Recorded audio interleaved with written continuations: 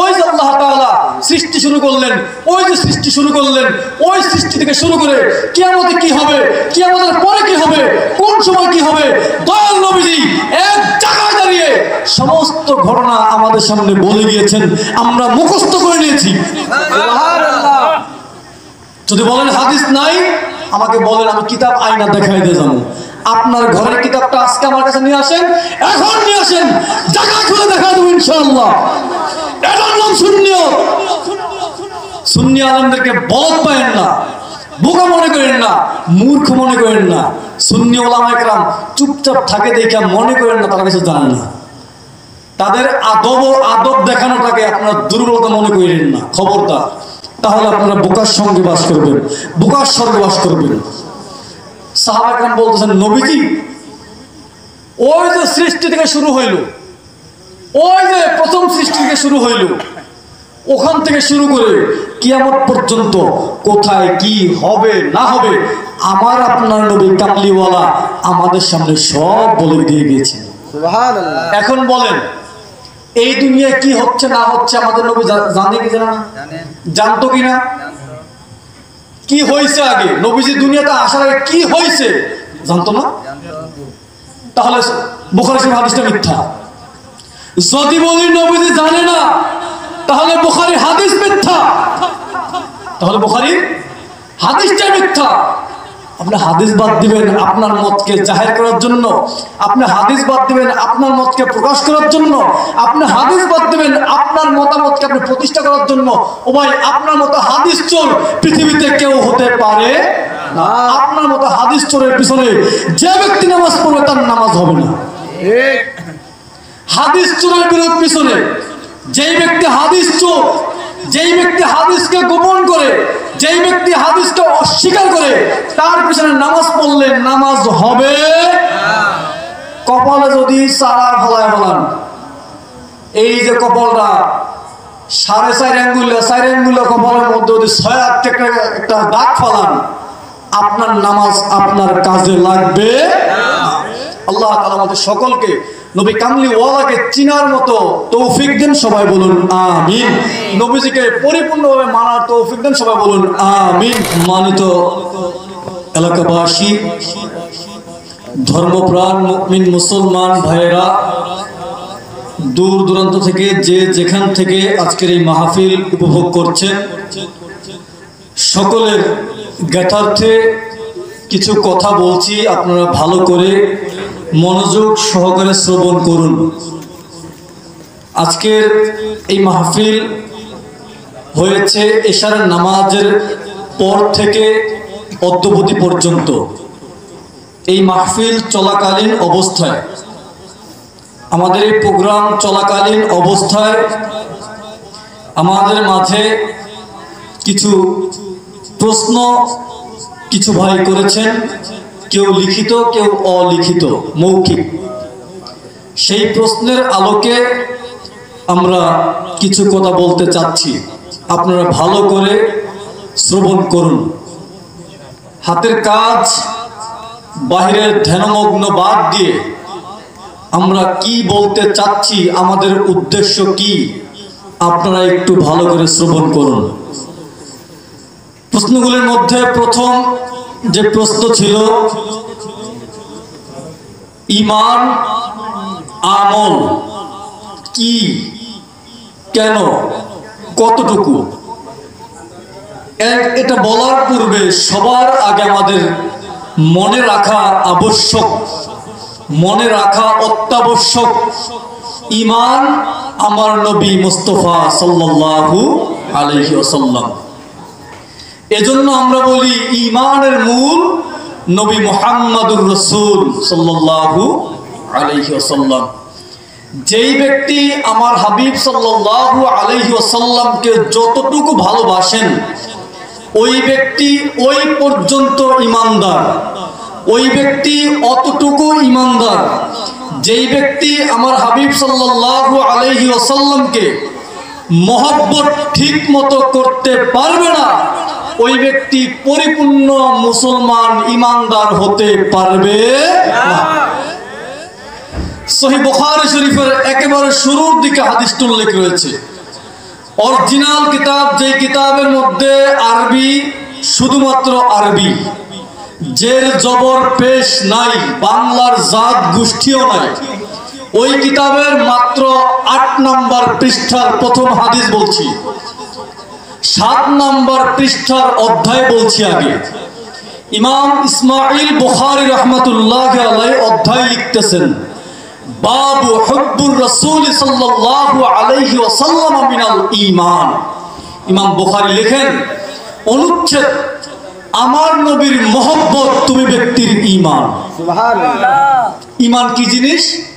ইমাম বুখারীর দৃষ্টিতে ঈমান কি জিনিস? নবীজির মহব্বত, নবীজির মহব্বত।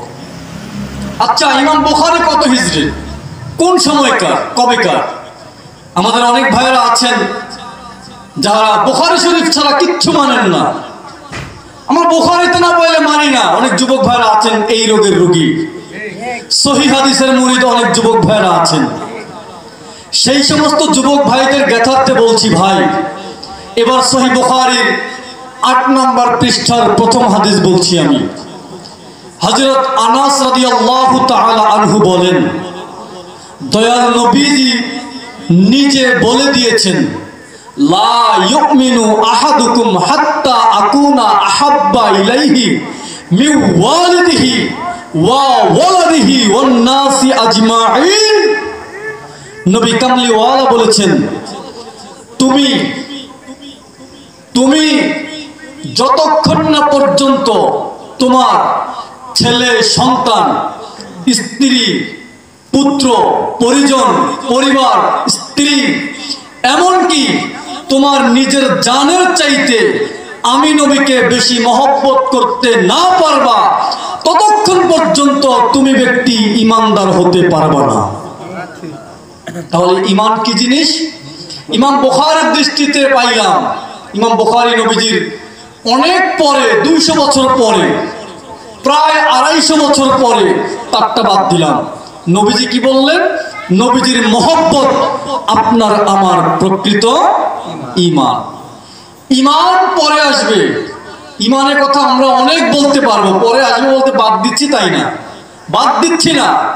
ঈমান আপনার নষ্ট করার আগে আমাদের মধ্যে অনেক ঘুমটাওয়ালা কিছু আলেম লেবাসধারী অনেক বক্তা বের হয়েছে, যারা আমাদের ঈমান খাওয়ার আগে আমাদের আমল খাওয়া শুরু করছে। কেমনে? আপনার আমার মধ্যে আয়েশা বলতেছে, নামাজের পরে দোয়ার কোনো প্রয়োজন নাই, ফরজ নামাজের পরে মাসনুন দোয়া নিয়ে পড়ে থাকো, হাত তুলে দোয়া করার কোনো প্রয়োজন নাই।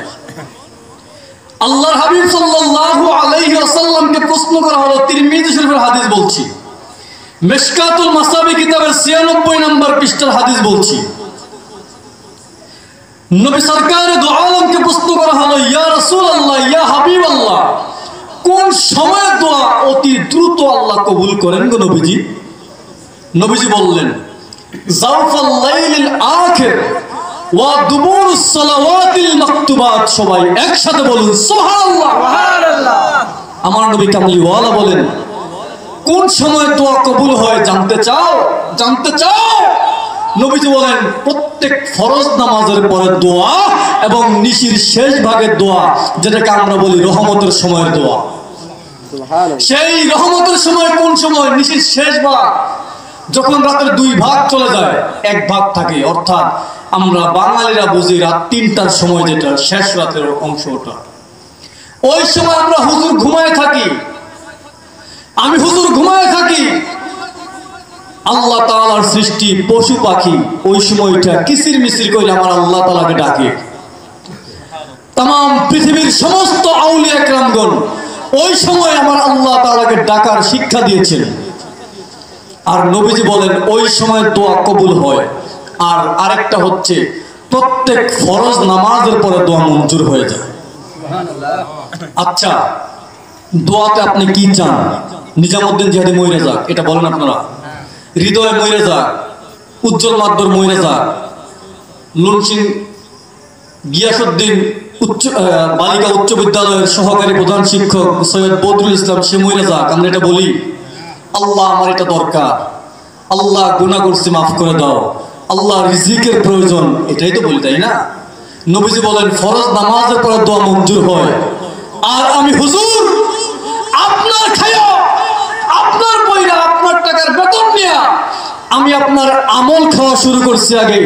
আমার মতো চোর পৃথিবীতে আর একটাও হতে পারে না। এর চাইতে বড় চোর, এর চাইতে বড় নিকৃষ্ট ঈমান চোর পৃথিবীতে দ্বিতীয় একটাও হতে পারে না। কালকে খাবার বন্ধ করে দেন, কালকে হাদিয়া বন্ধ করে দেন, কালকে বেতন বন্ধ করে দেন, আবার দেখবেন ফরজ নামাজের পর দোয়া অটোমেটিক চলে আসছে। প্র্যাকটিক্যাল মেনে নেন, আজকে বন্ধ করে দেন, কালকে দেখবেন সব ঠিক হয়ে গেছে। আপনার খাইয়া আমার খাইয়া আপনার আমার আমল চুরি করা শুরু করছে। আবার অনেকের পাশে শোনা যায়, অনেকে বলেই ফেলে, অনেক মুসল্লি বলেই ফেলে, আমার নবী কামলিওয়ালা আল্লাহ তাআলাকে দেখেন নাই। সেই ইমাম সাহেবের সামনে বললে ইমাম সাহেব বলে এগুলো সাধারণ বিষয়। এগুলো কি বিষয়? সাধারণ বিষয়। তিরমিজি শরীফের মধ্যে হাদিসটি উল্লেখ রয়েছে, দয়াল নবীজি বলেন রাআইতু রাব্বি আজ্জা ওয়া জাল্লা, আমি আমার আল্লাহ তাআলাকে নিজে দেখে ফেলেছি। ইমাম তাবারানী রাহমাতুল্লাহি আলাইহি আল মু'জামুল কবির কিতাবের মধ্যে উল্লেখ করেছেন। ওই কিতাবের মধ্যে ইমাম সুলাইমান তাবারানী রাহমাতুল্লাহি আলাইহি হাদিসটাকে উল্লেখ করেছেন। হযরত আব্দুল্লাহ ইবনে আব্বাস রাদিয়াল্লাহু তাআলা আনহুমা, যিনি আমার নবীজির আপন চাচতো ভাই ছিলেন, তিনি হাদিসটাকে উল্লেখ করেছেন। তিনি বলেছেন, তিনি বলেন আমার আপনার নবী কামলিওয়ালা দয়াল নবীজি সরকার দো আলম আমার আল্লাহ তাআলাকে দুইবার দেখেছেন। কয়বার? বলেন কয়বার? দুইবার দেখেছেন। একবার তিনি তিনার চর্মচক্ষু দ্বারা, এই কপালের চর্মচক্ষু দ্বারা দেখেছেন, আরেকবার অন্তরের চক্ষু দ্বারা দেখেছেন। যদি কোনো ইমাম সাহেব, কোন মুফতি, মুহাদ্দিস, কোন মুফাসসির সাহেব যদি হাদিস দেখতে চান, আমি নিজামউদ্দিন জিহাদিকে বলবেন 24 ঘন্টা আপনাকে হাদিস দেখায় দেওয়ার জন্য আমি প্রস্তুত রয়েছি ইনশাআল্লাহ। বড় গলায় কথা বলি কেন জানেন? আমাদের আমলের ত্রুটি থাকতে পারে, মাগার আমাদের ঈমানের মধ্যে কোনো ভেজাল নাই। আমার ঈমানের যে হালত, এই হালতের মধ্যে তিল পরিমাণ ভেজাল নাই।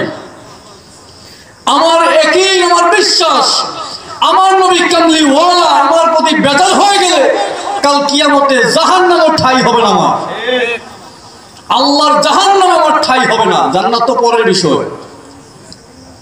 আর সেই নবী কামলিওয়ালা নিজে বললেন আমি আমার আল্লাহ তাআলাকে দেখলাম, দেখেছি। আপনার সামনে যখন বলে, মুসল্লি বলে নবীজিকে আল্লাহ দেখেন নাই, পাশের আরেকজন বলে হুজুর আপনি কি শিখাইলেন আপনার মুসল্লি করে, আপনি হুজুর করেন, এগুলো সাধারণ বিষয়। আমি বলি এটা আমার ঈমানের বিষয়, এটা আমার ঈমানের বিষয়, এটাই হচ্ছে ঈমান, এটাই ঈমান, এর বাইরে ঈমান হয় না।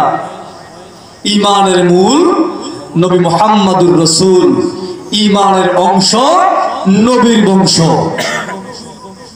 তাহলে যেই কথা বলতে চাচ্ছিলাম, আমার ঈমানও খাচ্ছে, আমলও খাচ্ছে।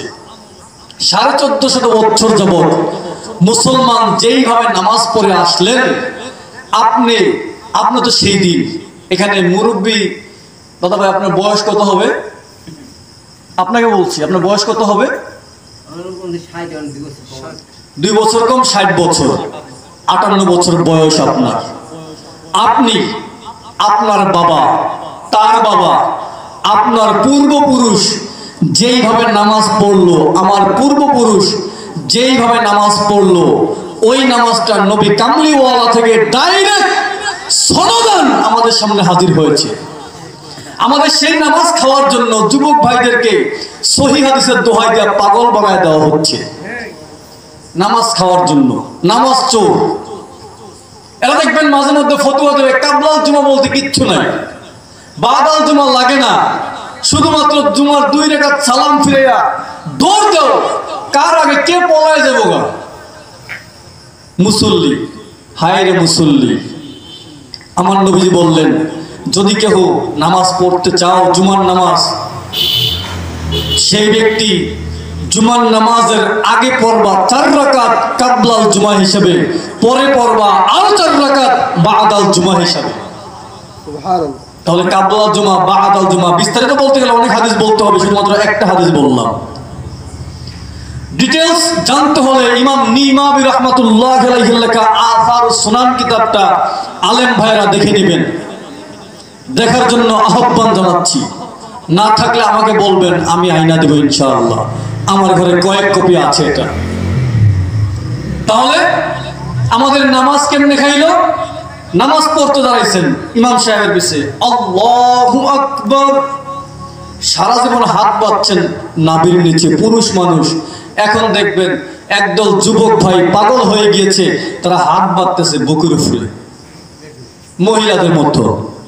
এরা নতুন মুসল্লি, এদেরকে 1450 বছরের নামাজের কন্ডিশনের মধ্যে পাওয়া যায় নাই। হঠাৎ মুসল্লি হয়েছে, ইউটিউব দেখা, ফেসবুক থেকে ঘন্টাওয়ালা শায়েকের বক্তব্য শুই না, সে আজকে হঠাৎ মুসল্লি হয়েছে, আমি সৌদির সঙ্গে মিলকে নামাজ পড়ি। ও ভাই, সৌদি আরবকে আমাদের দলিল, আমাদের দলিল কোরআন এবং হাদিস। গত মাহফিলে এই বিষয় নিয়ে আমি বিস্তারিত আলোচনা করেছি, কিতাব দেখায় কথা বলছি আমি ইনশাআল্লাহ। আবার ইমাম সাহেব যখন গায়রিল মাগদুবি আলাইহিম ওয়ালাদ-দাল্লিন এতটুকু শেষ করছি, মুসল্লি পিছন থেকে জোরে আমিন, মসজিদ গরম করে ফেলায়, টিনের ঘর ভাঙে ফেলাইতে চায়, চিল্লান দিয়া আমিন বলে। হাদিসে আছে জোরে আমিন বলার কথা। ওয়াইল ইবনে হুজর থেকে বর্ণিত একাধিক সাহাবী থেকে হাদিস আছে জোরে আমিন বলা হাদিস যে নাই তা না, আছে। কিন্তু ওয়াইল ইবনে হুজর রাদিয়াল্লাহু তাআলা আনহু বলতেছেন, আমাদেরকে দয়াল নবীজি নামাজের পরে যে আমিন বলতে হয়, আমিন যে বলা লাগে, এটা শিক্ষা দেওয়ার জন্য দয়াল নবীজি মাঝে মধ্যে একবার শিখাইতেন, মাঝে মধ্যে 3 বার করে আমিন বলাইতেন। কয়বার বলেন? কয়বার? আপনি বলেন দিয়ে একবার। হাদিসে তো 3 বারের কথা আছে, সেটা আপনি বলেন না। ও, আপনার কাছে এটা পছন্দ হয় নাই, ওটা আপনার মন মতো হয় নাই, এজন্য আপনি ওটা মানতে পারতেছেন না। আচ্ছা, আপনি হাদিস মানলেন, ফলো করলেন, আমিন জোরে কইলেন, 4 রাকাত নামাজ পড়তে দাঁড়াইছেন, বা মাগরিবের 3 রাকাত নামাজ পড়তে আপনি দাঁড়াইছেন, আপনি আমিন বললেন 2 বার। যখন ইমাম সাহেব জোরে জোরে সূরা ফাতিহা বলছে, তখন আপনি ওয়ালাদ-দাল্লিন শুই না আমিন বললেন জোরে। তৃতীয় রাকাতে 3 নম্বর রাকাতে যাইয়া ইমাম সাহেব যে সূরা ফাতিহা পড়ল, তখন আপনার আমিন কোথায় গেল? ওই সময় কি আমিন ঠাড়া বইরা মরে গেছে? ওই সময় কি আপনার আমিন ঠাড়া বইরা মরে গেল?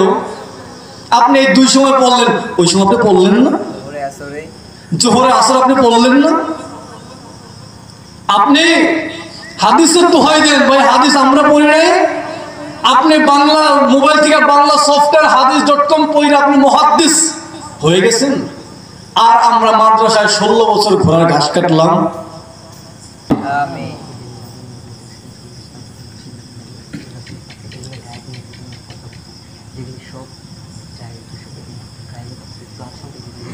আচ্ছা, ছোট্ট 2টা বিষয়। আচ্ছা, এখন কি মাস চলতেছে ভাই? আরবি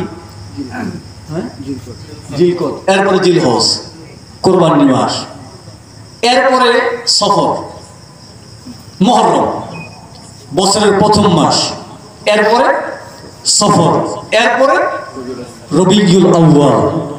এই রবিউল আউয়াল মুসলমানের কাছে বড় তাৎপর্যপূর্ণ একটা মাস, বড় আনন্দের একটা মাস। তাম পৃথিবীর সমস্ত সৃষ্টিকুলের জন্য এই মাসটা হচ্ছে একটা আনন্দের মাস। কেন জানেন? আল বিদায়া ওয়ান নিহায়া কিতাবের 2 নম্বর খণ্ডের মধ্যে আল্লামা ইবনে কাসির রাহমাতুল্লাহি আলাইহি লিখতেছেন, এছাড়া একাধিক কিতাবের মধ্যে আছে, আমি আল বিদায়া ওয়ান নিহায়া থেকে বলছি। ইবলিস শয়তান 4 জায়গায় অতি উচ্চ আওয়াজে কান্নাকাটি করছে। কয় জায়গায়?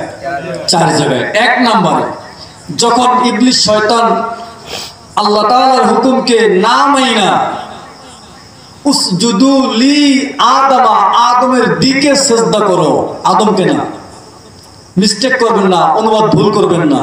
আদমকে না লি তাকিদ দেওয়া হয়েছে, আদমের দিকে, সম্মান সূচক শব্দ লি, আদমের দিকে। আদমকে কেবলা বানায়া নূরে মুহাম্মদকে সিজদা করানো হয়েছে।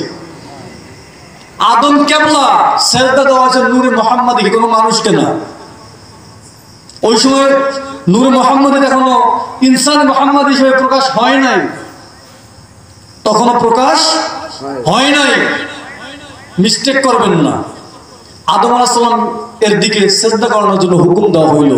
সমস্ত ফেরেশতারা সিজদা করলো ইল্লা ইবলিসা, একমাত্র ইবলিস ছাড়া। আল্লাহ তাআলা লানতের জিনজির, লানতের মালা গলায় পরায়া জান্নাত থেকে বের করে দিলেন। এক। দ্বিতীয় সময় যখন তাকে লানত দেওয়া হলো, এটা হচ্ছে 1 নাম্বার। দ্বিতীয় হচ্ছে যখন তাকে জান্নাত থেকে বের করে দেওয়া হয়। 3 নাম্বার, যখন আমার আপনার নবী কামলিওয়ালা দয়াল নবীজির বেলাদত মিলাদুন নবী মিলাদ হয়ে গেল, নবীজির শরীয়তের জন্ম যখন হয়ে গেল, ওই সময় ইবলিস শয়তান অতি উচ্চ আওয়াজে কান্নাকাটি করছে। 4 নাম্বার, যখন সূরা ফাতিহা নাযিল হয়, ওই সময় ইবলিস শয়তান অতি উচ্চ আওয়াজে কান্নাকাটি করছে। এই 4টা সময়ের 3 নাম্বার যেটা, এইটা খেয়াল করেন। যখন আমার নবীজির মিলাদ হয়, যখন আমার নবীজির জন্ম হয়ে গেল, ওই সময় ইবলিস শয়তান অতি উচ্চ আওয়াজে কান্নাকাটি করেছে। এখন আমরা দেখতে পাচ্ছি মিলাদুন নবীর মাস আসলে, ঈদে মিলাদুন নবীর কথা বললে, আমাদের মতো কিছু আলেম ওলামা, টুপিওয়ালা, দাড়িওয়ালা, জুব্বাওয়ালা, পাগড়িওয়ালা, আজহারি, মাদানি, ডক্টর, শাইখুল হাদিস, সাইকেল হাদিস, সমস্ত এক কথায় কি বলবো, আমার নবীর দুশমনের দল, ইবলিস শয়তানের খালতো ভাই যারা আছে, সবাই দেখি বেজার হয়ে যায়। ইল্লা ইমানদার, শুধুমাত্র ইমানদার ছাড়া বাকি সবাই বেজার হয়ে যায়। আল্লাহ তাআলা কি বলেন? কুল, নবী আপনি বলেন, বিফাদলিল্লাহ, আল্লাহর ফজল পাইয়া, ওয়া বিরহমাতি, এবং আল্লাহর রহমত পাইয়া। কুল বিফাদলিল্লাহ, আপনি বলেন আল্লাহর ফজল পাইয়া, ওয়া বিরহমাতি, এবং আমি নবী, আমি আল্লাহর রহমত পাইয়া। ফালইফরাহু, এটা হাফিজ মাদ্রাসা, হাফেজ সাহেবরা আছেন, হাফেজ ছাত্ররা আছেন। যদি আমি আয়াত যদি ভুল বলি, ধরেন বলেন, অনুবাদ যদি ভুল করি তাহলে বলেন, কোনো সমস্যা নাই। ভুল বললে আমার ভুল ধরাই দেন, আমি শুধরে যাবো ইনশাআল্লাহ।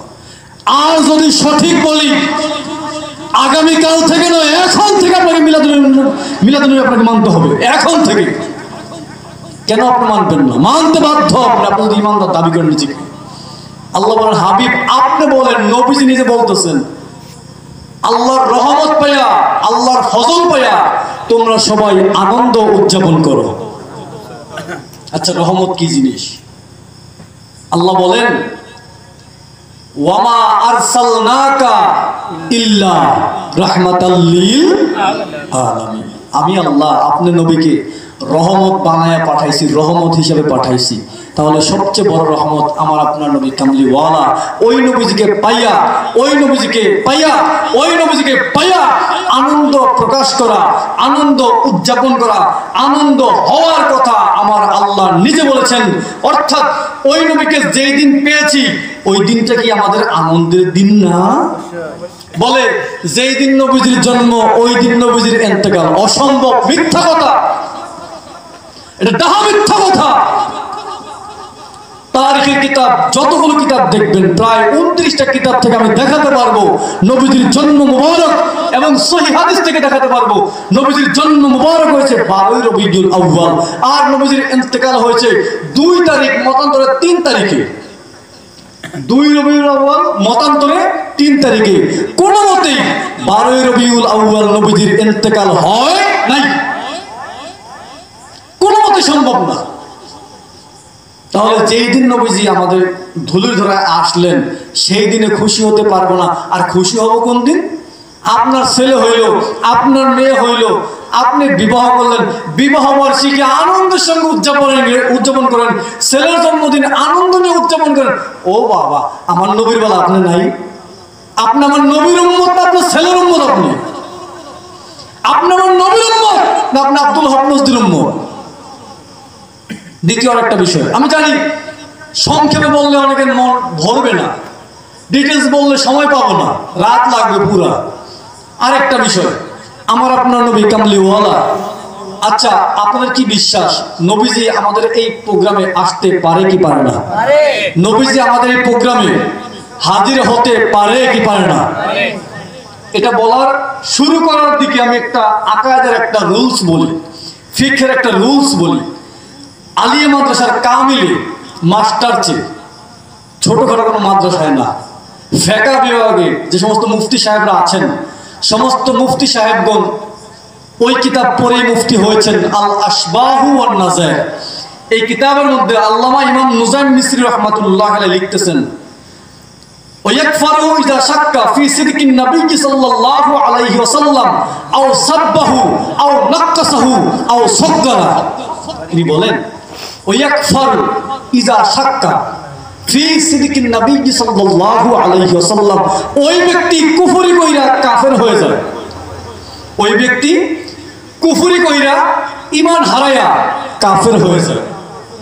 যেই ব্যক্তি আমার আপনার নবী কামলিওয়ালার সত্যতাকে অস্বীকার করবে, নবীজির ইলম মুবারককে ক্ষুণ্ণ করে কথা বলবে, নবীজির সত্যতাকে অস্বীকার করা, নবীজির ইলম মুবারককে ক্ষুণ্ণ করে কথা বলা, যেই ব্যক্তি এই সমস্ত কাজ করবে, ওই ব্যক্তি বিনা দলিলে বিনা বাক্যে কুফরি কইরা কাফের হয়ে গেছে।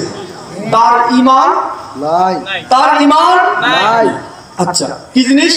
নবীজির সত্যতা এবং নবীজির ইলম মুবারক এবং নবীজি যেই সমস্ত বিষয় জ্ঞান রাখতেন বা যেই ক্ষমতা আল্লাহ দিয়েছেন, অথবা নবীজিকে কেউ যদি গালি দেয়, তিনি ডিটেলস লিখেছেন, আমি সংক্ষেপে বললাম, তাহলে তার ঈমান শেষ। আচ্ছা, এবার একটু খেয়াল করেন, আল হামিলুল ফতোয়া কিতাবের মধ্যে আল্লামা ইমাম জালালউদ্দিন আব্দুর রহমান সৈয়দ রাহমাতুল্লাহ আলাইহি লিখছেন, তিনি বলেন, এবং তাফসীর রুহুল মাআনির মধ্যে উল্লেখ রয়েছে, তিনি লিখতেছেন, নবীজি সাল্লাল্লাহু আলাইহি ওয়াসাল্লাম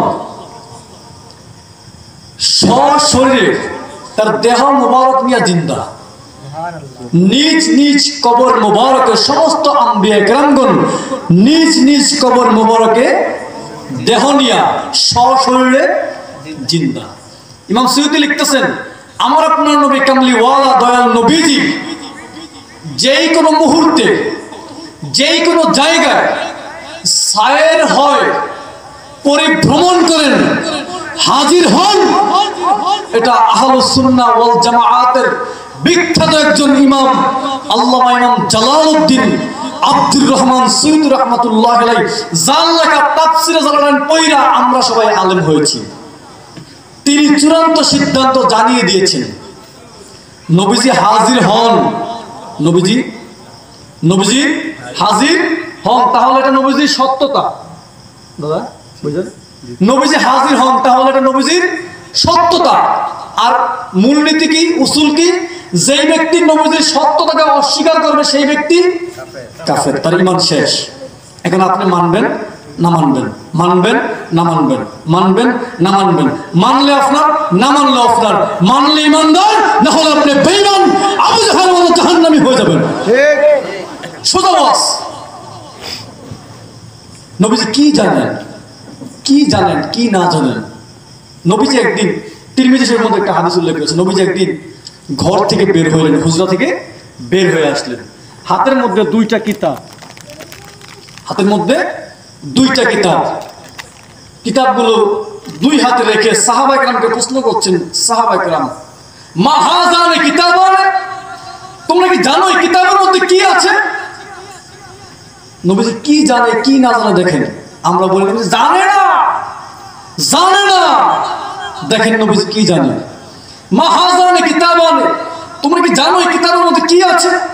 সাহাবা کرام বললেন, আল্লাহু ওয়া রাসূলুহু আ'লাম, আল্লাহ এবং আল্লাহ রাসূল ভালো জানেন, আমরা বলতে পারি না। নবীজি বললেন, ডান হাতে যে কিতাবটা দেখতে পাচ্ছ, এটার মধ্যে আল্লাহ তাআলা কাকে জান্নাতে রাখবেন, কে জান্নাতি, তার নাম, তার বাবার নাম, তার গোত্রের নাম সব কিছু লিপিবদ্ধ করা আছে। এখান থেকে একজনকে কমানো হবে না, একজনকে বাড়ানো হবে না। বাম হাতে যে কিতাব দেখতে পাচ্ছ, এই কিতাবের মধ্যে কে কে জাহান্নামী, জাহান্নামের কোন মাকামে থাকবে, কোন স্থানে থাকবে, তার নাম কি, তার বাপের নাম কি, তার দাদার নাম কি, তার গোত্রের নাম কি, ওই ঠিকানা পর্যন্ত এই কিতাবের মধ্যে লেখা আছে। এখান থেকে একজনকেও বাড়ানো হবে না, কমানো হবে না। এক মুসলিম শরীফের মধ্যে একটা হাদিস উল্লেখ রয়েছে। নবীজি বলেন, বুখারী এবং মুসলিমের মধ্যে হাদিসটা দুই জায়গায় উল্লেখ রয়েছে, দুই তিন জায়গায়। নবীজি বলেন, সাহাবায়ে কেরাম বলতেছেন, নবীজি একদিন মিম্বরে উঠলেন। মিম্বরে ওঠার পরে নবীজি খুতবা দেওয়া শুরু করলেন।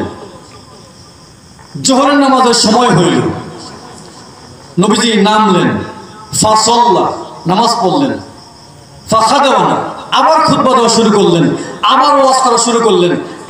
আসরের সময় হইল, নামলেন, ফাসাল্লা নামাজ পড়লেন, ফাখাদাওয়ানা আবার খুতবা দেওয়া শুরু করলেন, আবার ওয়াজ করা শুরু করলেন। মাগরিবের সময় হইল, নবীজি নামলেন, মাগরিবের নামাজ পড়লেন।